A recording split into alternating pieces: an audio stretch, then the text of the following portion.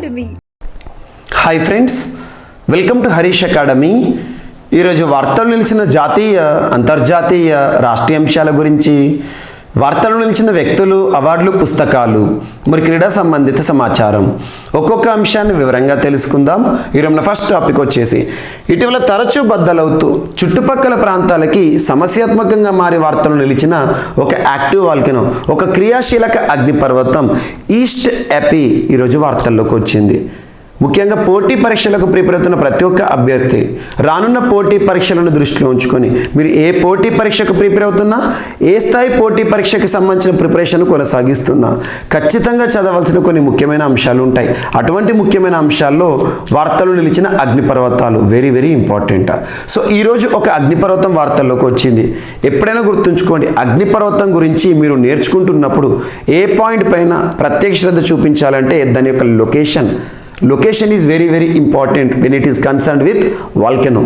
So ఈరోజు వార్తలు నిలిచిన ఒక అగ్నిపర్వతం ఈస్ట్ ఎపి. అగ్నిపర్వతం పేరు గుర్తుంచుకోండి. ఇటీవల వార్తలు నిలిచిన ఒక యాక్టివ్ వాల్కెనో, ఒక క్రియాశీలక అగ్నిపర్వతం ఈస్ట్ ఎపి. లొకేషన్ అసలు ఎక్కడుంది అంటారు. సో లొకేషన్ విషయానికి వస్తే సదర్న్ పసిఫిక్ ఓషానిక్ రీజన్లో ఉంది.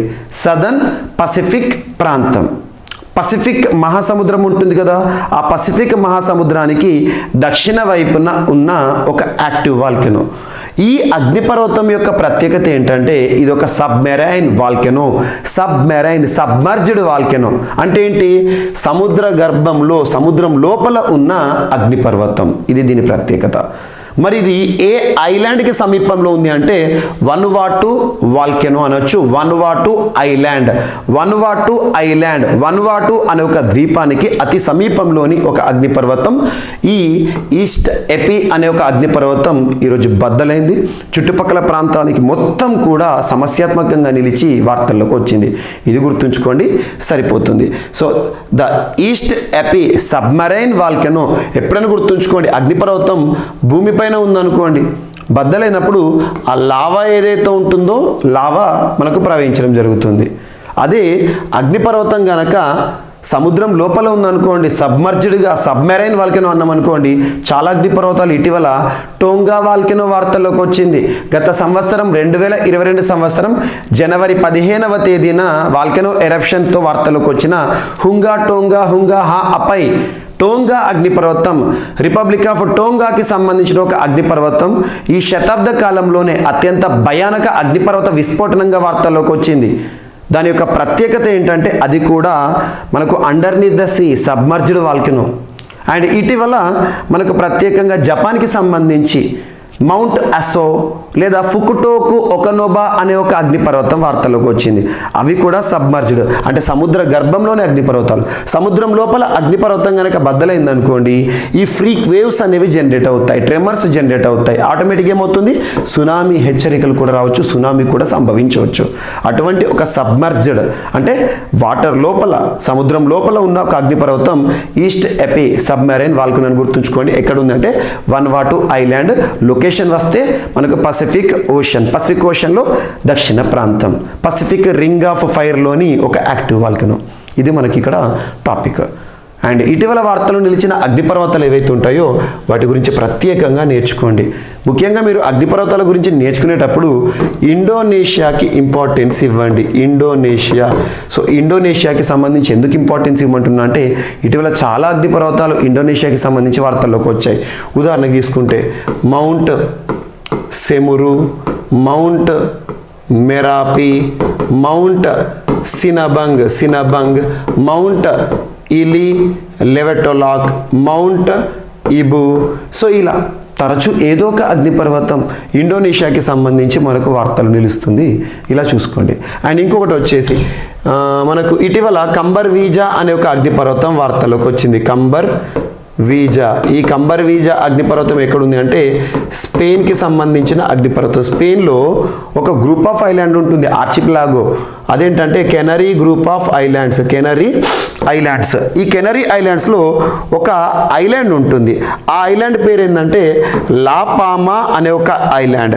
ఈ లాపామా అనే ఒక ఐలాండ్లో ఉన్న ఒక క్రియాశీలక అగ్నిపర్వతం పేరే కంబర్ వీజా. గుర్తుంచుకోండి, ఇక్కడ ఐలాండ్ పేరు చెప్పాను, ఆ ఐలాండ్ యొక్క సముదాయం గురించి కూడా చెప్పాను, దేశం పేరు చెప్పాను. అండ్ నెక్స్ట్, ఇటీవల మౌంట్ నీరాగాంగో అనే ఒక అగ్నిపర్వతం డెమోక్రటిక్ రిపబ్లిక్ ఆఫ్ కాంగోకి సంబంధించిన అగ్నిపర్వతం వార్తలోకి వచ్చింది. ఫిలిప్పీన్స్కి సంబంధించిన తాల్ అగ్నిపర్వతం వార్తలోకి వచ్చింది. అలస్కాకి సంబంధించి పావ్లావ్, గ్రేట్ సిట్కిన్, సెమిసోపోచ్నాయ్ అగ్నిపర్వతాలు వార్తలోకి వచ్చినాయి. అండ్ రష్యాకి సంబంధించి షివోలిచ్ అగ్నిపర్వతం, బెంజిమియాని అగ్నిపర్వతం వార్తలోకి వచ్చింది. ఐస్లాండ్కి సంబంధించి ఫాగ్రడాల్స్ అగ్నిపర్వతం కానివ్వండి. అండ్ ఇటీవల చిలీకి సంబంధించి లాస్కర్ అగ్నిపర్వతం కానివ్వండి. ఇలా చాలా అగ్నిపర్వతాల గురించి మనం డిస్కస్ చేసాము. వాటన్నిటిని లింక్ చేస్తూ చూడండి. ఈరోజు వార్తలకు వచ్చింది మాత్రం ఈస్ట్ ఎపి అనే ఒక అగ్నిపర్వతం. అండ్ పోటీ పరీక్షలకు ప్రిపేర్ అవుతున్న అభ్యర్థుల కోసం నేను రెగ్యులర్గా కొన్ని లైవ్ సెషన్స్ తీసుకొస్తున్నాను. ప్రవీణ్ సర్ క్లాసెస్ యూట్యూబ్ ఛానల్కి ఇప్పటివరకు సబ్స్క్రైబ్ చేసుకుని వారు ఎవరైనా ఉంటే ఇప్పుడే సబ్స్క్రైబ్ చేసుకోండి. అందులో మీకు ఇంపార్టెంట్ టాపిక్స్ ఐఐటీస్ కానీ, సూచీస్ కానివ్వండి, and at the same time విన్యాసాలు కానివ్వండి, ఇలాంటి టాపిక్స్ని, వార్తలు నిలిచిన ప్రాంతాలు కానివ్వండి, వీటన్నిటిని కూడా మీకు లైవ్ రూపంలో తీసుకొచ్చాను. ఒకసారి వీడియోస్ చూడండి. ఫ్యూచర్లో కూడా మరిన్ని వీడియోస్ని మీ ముందుకు తీసుకొస్తూ ఉంటాను. అండ్ నెక్స్ట్, ఈరోజు వార్తల్లోకి వచ్చిన అగ్నిపర్వతానికి సంబంధించి ఒక లింక్ టాపిక్ అనుకోవచ్చు. తెలంగాణ రాష్ట్రంలోని మంజీరా నది ఒడ్డున మెదక్ జిల్లాలో ఒక గ్రామం వద్ద, ఆ గ్రామం పేరు కూడా గుర్తుంచుకోండి. సో హస్తలాపూర్ విలేజ్ మెదక్ డిస్టిక్లో ఉంటుంది, మంజీరా నది ఒడ్డున.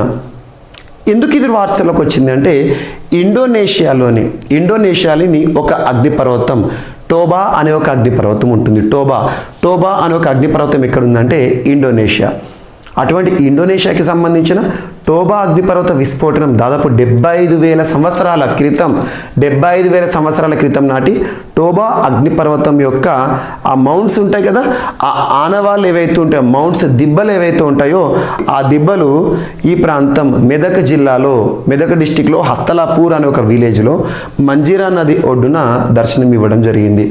దీన్ని కొత్త తెలంగాణ చరిత్ర బృందం అంటే ఆర్కియాలజిస్టులు, తెలంగాణ రాష్ట్రానికి సంబంధించిన ఆర్కియాలజిస్టులు ఇటీవల గుర్తించారు. సో ఇది రీజనల్ ఇష్యూస్లో ఇంపార్టెంట్, హిస్టారికల్గా ఇంపార్టెంట్, జాగ్రఫీకి సంబంధించి కూడా ఇంపార్టెంట్. ఇండోనేషియాకి సంబంధించి టోబా అగ్నిపర్వతం యొక్క యాష్ మౌంట్స్ ఏవైతే ఉంటాయో, ఆ బూడిదలు ఏవైతే ఉంటాయో అవి ఎక్కడ కనపడ్డాయంట? మనకు హస్తలాపూర్ అనే ఒక విలేజ్, మంజీరా నది ఒడ్డున. సో హరిద్రా అనే ఒక స్ట్రీమ్ ఉంటుంది, మంజీరా నదికి ట్రిబ్యూటరీ. ఆ స్ట్రీమ్ పక్కన, ఆ ఉపనది పక్కన కనిపించడం జరిగింది. మెదక్ డిస్టిక్ అని గుర్తుంచుకోండి, సరిపోతుంది. అండ్ నెక్స్ట్, ఈరోజు మరొక అంశం. ఇటీవల గత బుధవారం రోజున ఫిబ్రవరి 1వ తేదీన నిర్మలా సీతారామన్ గారు, కేంద్ర ఆర్థిక శాఖ మంత్రిగా విధులు నిర్వర్తిస్తున్న నిర్మలా సీతారామన్ గారు బడ్జెట్ని ప్రవేశపెట్టడం జరిగింది. సో బడ్జెట్కి సంబంధించి 2023-2024 ఫైనాన్షియల్ ఇయర్కి సంబంధించిన బడ్జెట్ని ప్రవేశపెట్టారు. అంటే 2023 ఏప్రిల్ 1వ తేదీ నుండి అమల్లోకి వస్తుంది, మార్చి చివరి తేదీ 2024తో ముగుస్తుంది. సో ఆ బడ్జెట్కి సంబంధించి నిన్నటి రోజున మహిళలకు సంబంధించిన ఒక పథకం గురించి చెప్పాను. సో ఈరోజు ఒక ఐఐటి వార్తల్లోకి వచ్చింది బడ్జెట్ అలొకేషన్స్తో. సో యూనిట్ బడ్జెట్లోని దాదాపు 242 కోట్ల రూపాయల నిధుల కేటాయింపు ఒక ఐఐటికి చేశారు ఆర్థిక శాఖ మంత్రి, అంటే కేంద్ర ప్రభుత్వం. సో 242 కోట్ల రూపాయలు ఏ ఐఐటికి కేటాయించారట అంటే తరచూ వార్తలు నిలుస్తున్న ఒక ఐఐటి మద్రాస్. ఇటీవల ఐఐటి మద్రాస్ చాలాసార్లు వార్తలకు వచ్చింది. అటువంటి ఐఐటి మద్రాస్కి 242 కోట్ల రూపాయల ఫండ్స్ని విడుదల చేస్తున్నారు.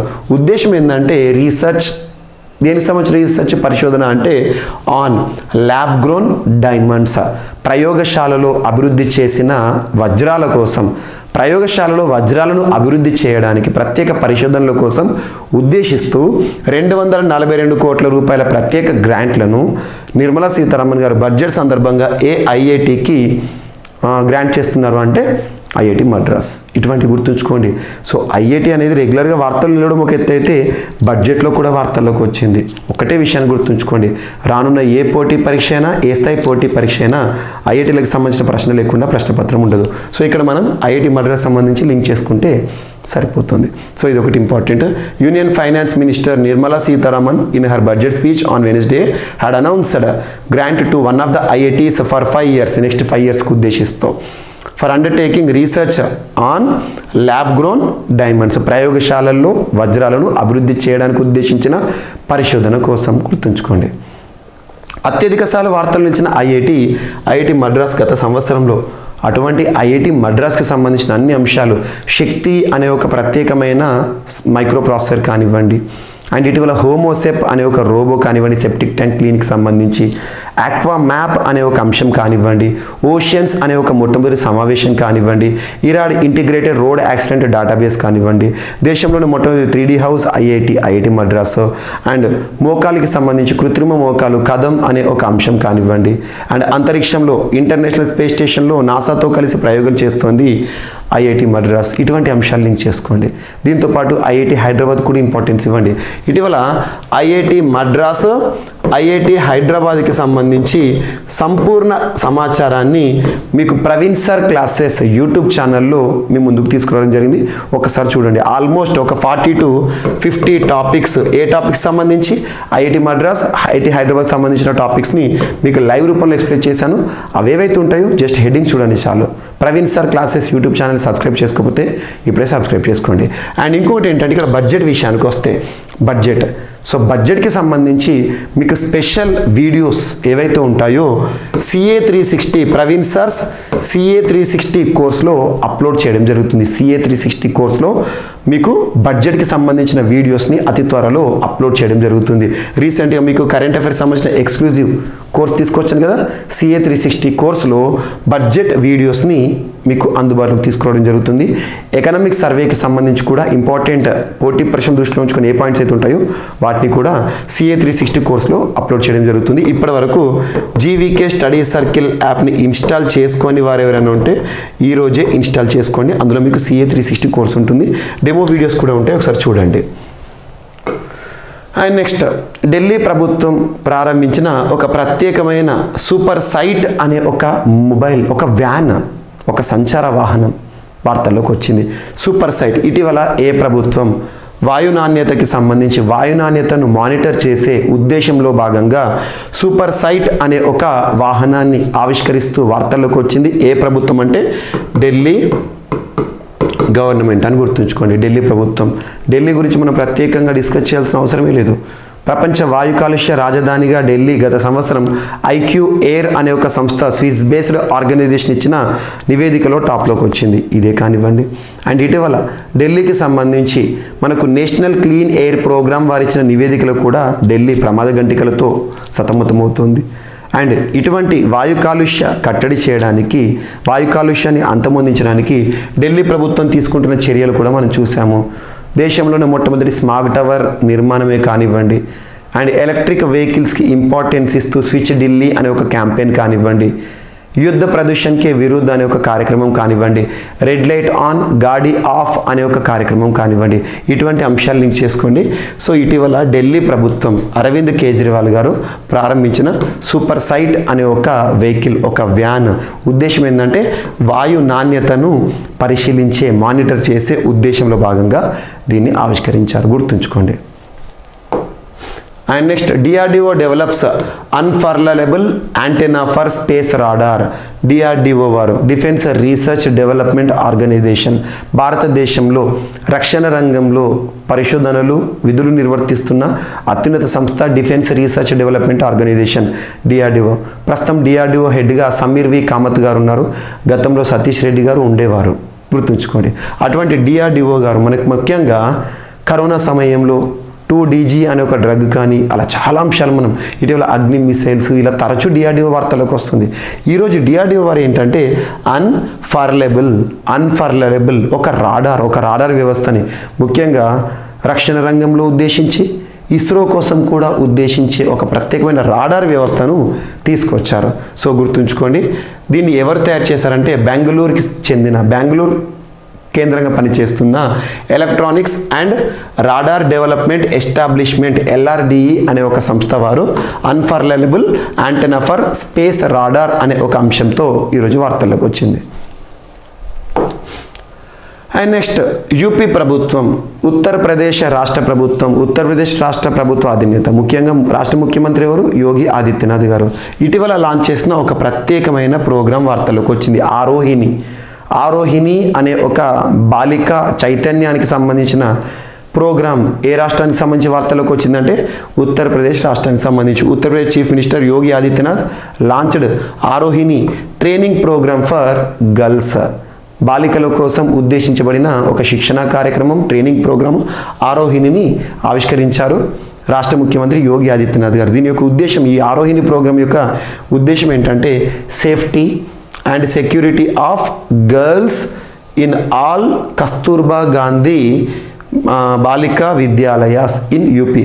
దాదాపు ఉత్తరప్రదేశ్ రాష్ట్రంలోని అన్ని కస్తూర్బా గాంధీ బాలికా విద్యాలయాస్లో చదువుతున్న మోర్ దెన్ 700 ఉన్నాయి. అక్కడ చదువుతున్న బాలికలు ఎవరైతే ఉంటారో వారి సేఫ్టీ, వారి సురక్షిత అంశాలను తీసుకొని and at the same time భద్రత, సో రక్షణ మరియు భద్రతా అంశాలు బాలికల కోసం ఉద్దేశించబడిన ఒక ట్రైనింగ్ ప్రోగ్రాము ఆరోహిణి అనే ఒక ప్రోగ్రామ్ని ఏ రాష్ట్ర ప్రభుత్వం ప్రారంభించిందంటే ఉత్తరప్రదేశ్ రాష్ట్ర ప్రభుత్వం. గుర్తుంచుకోండి. అండ్ నెక్స్ట్, మీ దామ్ మే ఫీ అనే ఒక పండుగ వార్తల్లోకి వచ్చింది. గడిచిన జనవరి 31వ తేదీన ఈ పండుగ నిర్వహించుకోవడం జరిగింది. ముఖ్యంగా ఈ పండుగ ఏ రాష్ట్ర సంస్కృతిలో భాగం అంటే అస్సాం, అహోమ్ అని గుర్తుంచుకోండి, లేదా అహోమ్ కమ్యూనిటీ అని గుర్తుంచుకోండి. అహోంలో తాయ్ అనే ఒక కమ్యూనిటీ ఉంటుంది, తాయ్ అహోమ్ అనే కమ్యూనిటీ. ఇక్కడ పండుగ పేరు ఏంటంటే మీ దామ్ మీ ఫీ అనే ఒక ఫెస్టివల్. మీ దామ్ మీ ఫీ లేదా మే దామ్ మే ఫీ అనే ఒక ఫెస్టివల్. ఈ ఫెస్టివల్ యొక్క ఉద్దేశం ఏంటంటే మన యాన్సెస్టర్స్ ఎవరైతే ఉంటారో, మన పూర్వీకులు ఎవరైతే ఉంటారో వారిని స్మరిస్తూ మనం జరుపుకునే ఒక పండుగనే మే దామ్ మే ఫీ అనే ఒక పండుగ. ఇటీవల ఎవరు ఈ ఫెస్టివల్ని ప్రారంభించారంటే సర్బానంద సోనోవాల్ గారు. ఎవరితను? అస్సాం రాష్ట్ర మాజీ ముఖ్యమంత్రి, ప్రస్తుతం కేంద్ర మంత్రిగా విధులు నిర్వర్తిస్తున్నారు. Ministry of ports, shipping, waterways concern minister Sarbananda Sonowal గారు మేదామ్ మేఫీ అనే ఒక ఫెస్టివల్ని అహోమ్ కింగ్డమ్కి సంబంధించి అస్సాం చరిత్రలో భాగమైన ఒక పండుగని ప్రారంభించడం జరిగింది. ఇది తాయ్ కమ్యూనిటీకి సంబంధించిన ఒక యాన్సెస్టర్స్ని కొలిచే ఒక పండుగ, Thai community. And next, India to be 2025 Madrid international book fares theme country. Just గుర్తుంచుకోండి, మ్యాడ్రిడ్ అంటే ఇక్కడ స్పెయిన్ సంబంధించి మ్యాడ్రిడ్ ప్రముఖ నగరం. సో స్పెయిన్లోని మ్యాడ్రిడ్ సిటీలో 2025 సంవత్సరంలో అంతర్జాతీయ బుక్ ఫేర్ జరగబోతోంది. అంతర్జాతీయ book fair, international book fair. ఏ దేశంలో ఆతిథ్యంగా? స్పెయిన్, మ్యాడ్రిడ్ సిటీలో. దానికి ఎవరు థీమ్ కంట్రీగా ఉంటున్నారు అంటే అధికారికంగా ప్రత్యేక పాత్ర పోషించబోతున్నారంటే ఇండియా, భారత్. సో గుర్తుంచుకోండి, 2025 మ్యాడ్రిడ్ ఇంటర్నేషనల్ బుక్ ఫేర్కి థీమ్ కంట్రీ ఏ దేశం అంటే India. That's enough. And next, ఈరోజు వార్తల్లో వ్యక్తుల విషయానికి వస్తే కళా తపస్వి కె విశ్వనాథ్ గారు మరణిస్తూ వార్తల్లోకి వచ్చారు. సో నిన్న నైట్ తను వృద్ధాప్య సమస్యలతో, ఇటీవల అనారోగ్య సమస్యలతో మరణిస్తూ వార్తల్లోకి వచ్చారు. ద మోస్ట్ ఇంపార్టెంట్ పర్సనాలిటీ, ఒక లెజెండ్గా నిలిచిపోయిన వ్యక్తి. సో కళా తపస్వి కె విశ్వనాథ్ అంటాము. దాదాపు తన కెరీర్లో 50కి పైచిలుకు చిత్రాలు తీశారు. అద్భుతమైన చిత్రాలు, ఒక కళాఖండాలుగా చెప్పొచ్చు. And at the same time తన సినిమాలో ప్రత్యేకత ఏంటంటే మ్యూజిక్, ఎవర్గ్రీన్ మ్యూజిక్ ఉంటుంది. సో అలా సినిమా రంగంలో ఒక ఎవరెస్ట్ శిఖరం లాంటి వ్యక్తి కళా తపస్వి కె విశ్వనాథ్ గారు నిన్నటి రోజున మరణిస్తూ వార్తల్లోకి వచ్చారు. తను ఏ సంవత్సరంలో జన్మించారంటే 1930 సంవత్సరం 19 ఫిబ్రవరి రోజున తను జన్మించడం జరిగింది. జన్మించడం జరిగింది. ఎక్కడ అంటే రేపల్లె ప్రాంతంలో జన్మించారు. అప్పుడు అది మద్రాస్ ప్రెసిడెన్సీలో ఉండే. సో చలనచిత్ర రంగంలో తన ప్రతిభను గుర్తించి కళల రంగం ఆర్ట్స్ ఫీల్డ్లో గుర్తించి కేంద్ర ప్రభుత్వం 1992 ఇయర్లో కళా తపస్వి విశ్వనాథ్ గారికి పద్మశ్రీ పురస్కారాన్ని ఇవ్వడం జరిగింది.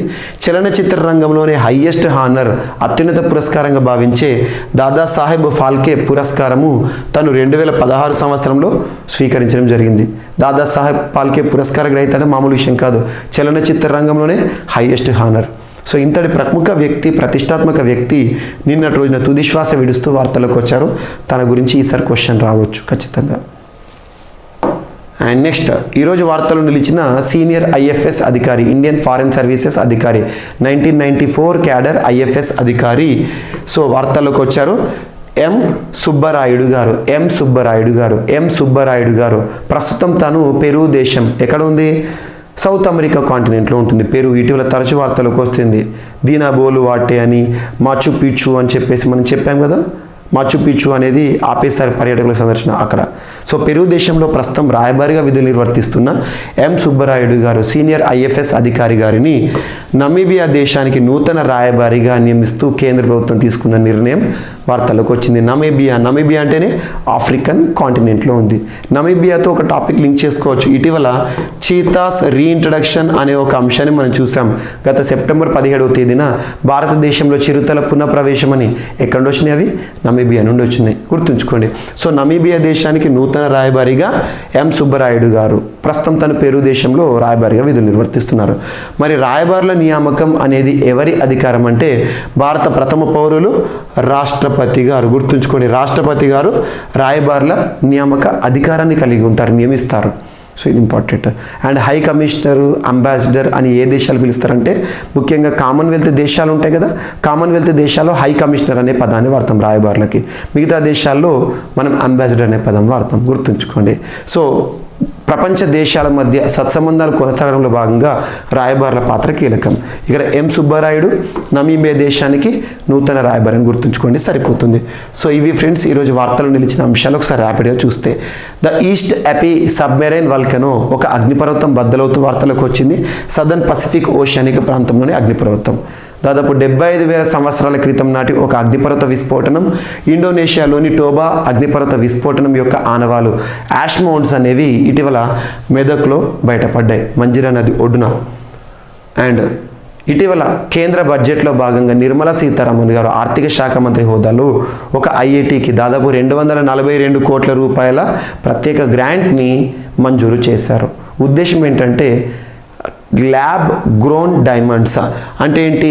ప్రయోగశాలల్లో వజ్రాల అభివృద్ధి కార్యక్రమం కోసం, పరిశోధన కోసం ఉద్దేశించబడిన నిధులు. అండ్ నెక్స్ట్ ఢిల్లీ ప్రభుత్వం ప్రారంభించిన ఒక వెహికల్, సూపర్ సైట్ అనే ఒక వెహికల్. ఉద్దేశం ఏంటంటే వాయు నాణ్యతను మానిటర్ చేసే ఒక vehicle. And next DRDO, defence research development organisation వారు అభివృద్ధి చేసిన unfurlable antenna for space radar. Arohi అనే ఒక బాలికల సంరక్షణ కార్యక్రమం ఏ రాష్ట్ర ప్రభుత్వం ప్రారంభించిందంటే ఉత్తరప్రదేశ్ రాష్ట్ర ప్రభుత్వం. అండ్ నెక్స్ట్ మే దామ్ మే ఫీ అనే ఒక యాన్సిస్టర్స్ని కొలిచే పండుగ, పూర్వీకులను కొలిచే పండుగ అహోం అస్సాం రాష్ట్రానికి సంబంధించి వార్తల్లోకి వచ్చింది. And India to be 2025 Madrid international book fair theme country అనే ఒక అంశాన్ని మనం డిస్కస్ చేయడం జరిగింది. అండ్ కళా తపస్వి కె విశ్వనాథ్ గారు తుదిశ్వాస విడుస్తూ వార్తల్లోకి వచ్చారు. దాదాసాహెబ్ ఫాల్కే పురస్కార గ్రహీత, 1994 క్యాడర్ ఐఎఫ్ఎస్ అధికారి, ఇండియన్ ఫారెన్ సర్వీస్ అధికారి. ప్రస్తుతం పెరూలో విధులు నిర్వర్తిస్తున్న రాయబారిగా విధులు నిర్వర్తిస్తున్న వ్యక్తి నమీబియా దేశానికి నూతన రాయబారిగా నియమితులవుతూ వార్తల్లోకి వచ్చారు. సో ఇవి ఫ్రెండ్స్ ఈరోజు వార్తలు నిలిచిన అంశాలు. మిస్లేనియస్ అంశాలు ఏమైనా మిగిలిపోతే మాత్రం రేపటి క్లాస్లో జోడించి మళ్ళీ నేర్చుకుందాం. రేపు కలుద్దాం. Thank you.